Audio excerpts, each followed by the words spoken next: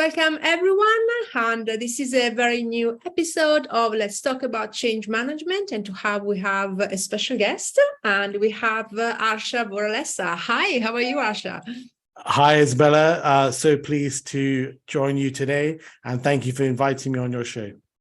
Thank you so much for having accepted this invitation and for taking some time off from your busy schedule. But we really value your opinion and also your advice, as you've got tons of experience. In fact, Harsha is a host of a podcast, and the podcast is called Reframe and Reset Your Career. And also, Harsha has got tons of experience. In fact, he has worked for over 15 years in advisory roles in investment banking and also for the Big Four. And Harsha is also a chartered accountant, and you are a fellow of the Association of Corporate Treasurers and graduate of the London School of Economics. So a very impressive CV. All right. So Harsha, before we start, we like to ask a question. It's sort of an icebreaker in this podcast. And I would like to ask, what is your favorite book? Well, I always find that question really difficult, Isabella. I suppose it's like trying to say who your favorite child is.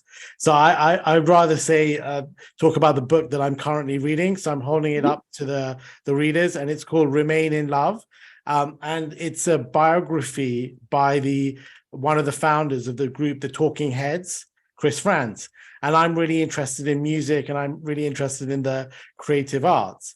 And I like to see how other people create, because I never saw myself as a particularly creative person, but I do think that there is a process in creativity. I mean, clearly you need some sort of talent. So I don't think I'd be a very good musician because I'm not talented in that area. But I do think with creativity, it's very much about putting the work in, putting the grind, and then ideas will come. So I always like to see what other people do. And it's a great book, so I would highly recommend it. And actually with the Talking Heads, two of the members, Chris Frantz and Tina Weymouth, they've been married for, I think, over 30 years, wow, which is quite impressive in the music business. Absolutely, yes. Fantastic. So a great new book to read. I will also put it in my list, as I really love music as well. And as you, I'm not a very good musician, so I like to sing in the shower, but I'm not sure that my neighbors are particularly happy about it, but that's okay.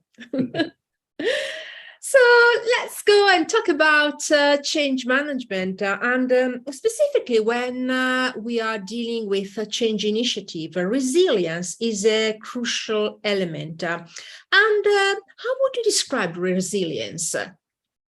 Yeah, I think that's a great question, Isabella. And I think it's very much about keeping going, especially when things are difficult. And I was just thinking about this before we came on air, and I do think that life is very much about dealing with failure and actually managing failure. And I think it's a really good habit if you can develop the ability to accept that failure will happen, accept that there will be difficulties, because I don't think anybody's life is a one smooth path.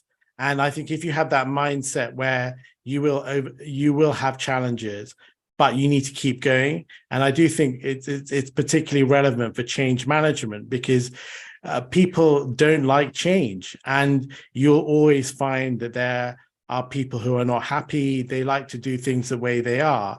But you can see, especially after COVID, that if you don't adapt, if you don't change, then quite quickly a business will go under.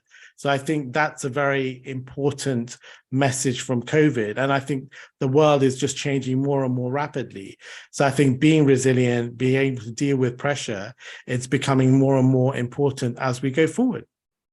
Absolutely. Thank you so much, Harsha. And talking about change and resistance and objections, as you got tons of experience, when it comes to recommendation on how to be resilient when facing objections in projects, because sometimes, also the project team is not particularly, I would say, accommodating. And what are basically your recommendation on how to go past these objections and those challenges? Yeah, and I think the big thing there, Isabella, I think is firstly not to take it personally. I think that too many people, they take the objections as a personal insult. So I think in these situations, you just have to take the personal out of it and actually try and look at their situation, put yourself in their shoes. And I remember when I was going through say product approvals processes, you used to have to meet in big teams with all the parties who were involved. But I actually like to meet them offline beforehand to try and figure out, okay, and really explain this is what we're trying to do, be very transparent, because I think the worst thing is that if you have a big meeting and then suddenly somebody gives an objection which you're just not prepared for, I think it makes you look bad, but also makes the project look bad. And also I think fundamentally most people are not there to cause problems. They have a job to do. And I think if you look at it in those terms, that they're simply doing their job. And it would be remiss of them to simply allow things to happen. But I think with the whole change management process, I think when you're trying to implement change, as we were saying, people will make objections. So don't take it personally, but really do try and understand what is their objection, and is it something. And I think you have to distinguish between, okay, if they're used to doing things in a particular way and they're not happy about change, then clearly that's not a valid reason. But if there is an underlying reason which makes it difficult for them to do their job, or they're going to be knock-on reasons elsewhere, then I think at that point, you really do have to listen to them carefully and understand, can we adapt in a particular way, or can we change things, and really understand, is this a crucial reason not to go ahead with what we're suggesting? Yeah, fantastic. Yeah, I really like this advice on not taking it personally, and also sometimes also taking into consideration the fact that it could be a genuine objection that should be taken into consideration, not to go ahead. and actually one thing is, well, I think which I came across on when I was interviewing somebody for my own podcast, is that what you're trying to do is co-create almost with the people you're working with.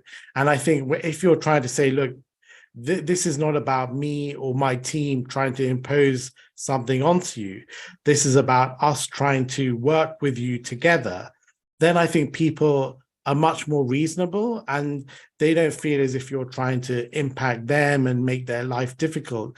This is purely about us trying to work together on this, and sometimes actually getting input from the people who are actually doing the work is really important.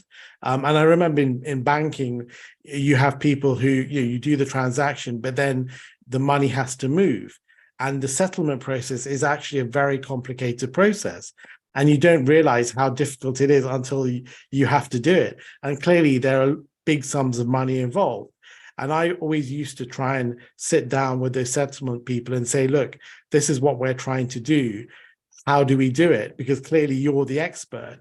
So I think it's that co-design, co-creation, I think is very powerful, because then it gives them agency and they feel as if they're in control to some extent. So I think that's another thing to think about in the whole change process, working collaboratively rather than adversarially. Fantastic. Thank you so much. Also, concept of co-creation.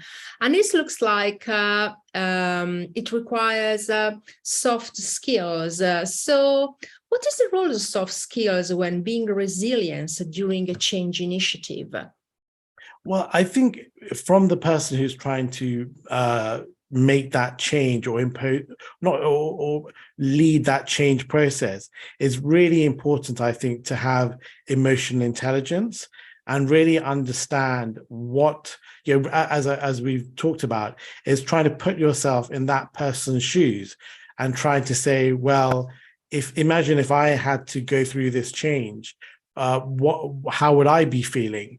And I think having empathy for that person, and as we said before, I think it's not, people have to be happy. Not if change is required, then they have to be on board with it. But on the other hand, I think you can make it easier for that person and really try to understand, why they're upset about the change or what their objections are, and really try and drill down. So I think firstly, it's emotional intelligence, empathy, but also listening, because you know how it is. Most people like to talk and they don't listen. And I think we're, as human beings, we're very bad listeners. We're almost trying to think of our response to the question or to what the person's saying without actually listening to them. So I think really try and listen to them and try and say, look, we're here to try and do things together, collaboratively, but really try and understand what it is they're saying, and is it a real objection, or is it just one of those things where they're not happy for whatever reason. And as we said before, I think with change, a lot of people just don't like change. Human beings like to do the same thing, pretty much to a certain extent. So I think it's really listening, understanding, and trying to really figure out what it is that person's almost agenda is, or their objectives, and then try and see how you can work with them rather than against them. Fantastic. Thank you so much. Clearly, your passion for neuroscience and your experience is definitely shining through. So thank you. Yeah, thank you. We want also to take advantage then of your experience and your passion for neuroscience, and you gave us a lot of practical advice. Now, I would like to ask, what is the number one advice that you would give to the audience when dealing with a complex change initiative? So the pearl of wisdom. Yeah, I think having an open-minded mindset about the whole process, and I think be prepared to be flexible. And clearly there are going to be roadblocks in the process. So I think be open-minded, be flexible, be prepared to adapt. But I also think that if people are objecting and they're not happy, and whatever you're saying is not working, and I think we discussed this offline, Isabella, I think what you need to do is talk about the bigger picture and take out the micro level between you and that person, or your department and the department. And I think say to them, look, the reason we're having change is not to be difficult, but there is a bigger global picture going on. And I think you can almost take it back to the pandemic and say, look, we need to be able to adapt. We need to be able to move with change, because change, it's much better to work with change rather than suddenly be caught out. And I think you have to try and bring it back to, okay, we're doing this for the betterment of the company, actually sometimes to ensure that the company does exist. Because I think if you go back in time and you look at some companies, and we're not going to go into specifics, but clearly if they changed earlier and they adapted more quickly, then, I mean, say with technology, there are probably companies who didn't adapt to technology. And if they had, then maybe they'd still exist today, or be more powerful. But I do think it's always about trying to bring it back to, this is not a personal thing. This is trying to ensure that the company does survive, not just for another year or 5 years, but 10 years and for longer. And I think if you can always bring it back to the individual level, that, say you and I in our jobs, if we're not adapting and we're not learning and we're not changing, then we will get left behind, because there are always people who are maybe younger and hungrier and with different skill sets. So you have to have an open mind and be able to adapt. Otherwise, you're not going to be as competitive as other people, as other people in the job market or other companies in your sector. Absolutely, yeah. Thank you so much for this pearl of wisdom. So definitely something that our audience can also apply in their day-to-day work. So Harsha, I would really like to thank you for being here with us today. And I would like to recommend the audience to subscribe to your podcast, which is Reframe and Reset Your Career.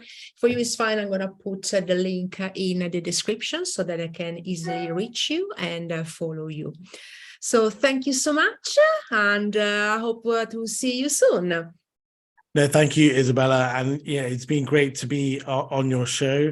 And yeah, I would just say for people out there who are going through difficult times with change, just you need to keep going. You need to be resilient, not to take things personally. And also, I think it's very much about the process, that you need to stick to it. Obviously, if there are these roadblocks or obstacles which come up, you have to navigate it. But don't be disheartened if there are these roadblocks or you experience failure, because I think, as our friend Dory Clark says, it's all about the long game, that you really have to keep trying. And eventually, I think things will go your way. And even if you're looking, say, for a new job, then, or try and develop in your career, keep grinding away, stick to the process. And I think if you keep doing good things, then hopefully luck will change for you, and that those opportunities will come up. Fantastic. So we go back to the concept of resilience. Yes. Thank you so much, Harsha. Thank you. Ciao. Bye-bye, Isabella. Ciao.